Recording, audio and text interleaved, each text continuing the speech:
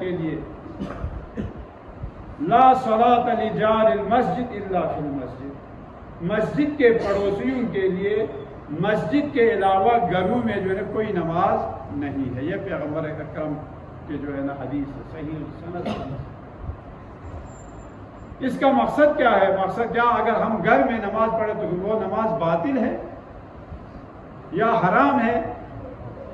خیر شرعی یا فقہی اصطلاح میں تو وہ حرام نہیں ہوگا، لیکن بھائی جس کے لیے مسجد یعنی اس کے پڑوس میں ہو اور اس میں پڑھنے کے بجائے وہ اپنے گھر میں اگر وہ پڑھتا ہے تو سمجھ لو وہ ایک سمندر کے مقابلے میں ایک ذرے کی بھی حیثیت نہیں۔ اس وجہ سے کہ لا صلاۃ یعنی وہ نماز نہیں۔ کیا فرمایا؟ اگر آپ مسجد میں اگر آپ نماز پڑھیں گے تو ایک رکعت نماز کا 600 رکعت نماز ثواب عطا کرتا ہے، وہ بھی فرادہ نماز اگر پڑھے۔ پھر جامع مسجد کا الگ ثواب ہے، اور بازار کی مسجد کا الگ ثواب ہے، محلے کی مسجد کا الگ ثواب ہے، اور مسجد کوفہ، مسجد نبوی، مسجد الحرام، وہاں پر ایک ایک رکعت کا ثواب 2 لاکھ رکعت کا ثواب۔ خوش قسمت ہے وہ۔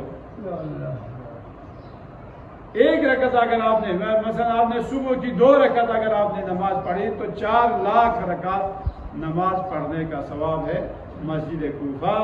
کیوں؟ جعفر صادق علیہ السلام وہ حرم امیر المؤمنین ہے۔ ان للہ حرما وہو مکہ، خدا تبارک و تعالیٰ کا حرم ہے، وہ حرم کون سا ہے؟ مکہ ہے۔ مسجد مکہ جو ہے وہ خدا کا ہے۔ وَإِنَّ لِرَسُولِ اللَّهِ حَرَمًا وَهُوَ الْمَدِينَةُ، پیغمبر اکرم کا حرم ہے وہ مدینہ ہے، مسجد نبوی ہے۔ اور وَإِنَّ لِأَمِيرِ الْمُؤْمِنِينَ حَرَمًا وَهُوَ الْكُوفَةُ،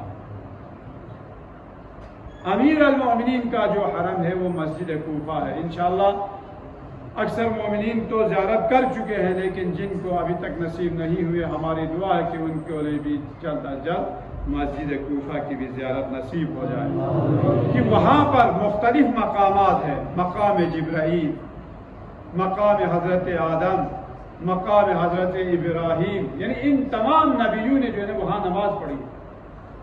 اس میں تمام مقامات، اور ان میں سے ہر مقام کے لیے جو ہے وہ اعمال اور اذکار جو ہے وہاں پر 2 رکعت نمازیں جو ہے پڑھنا جو ہے مستحبات میں ہے، کیونکہ بہت زیادہ ثواب ہے۔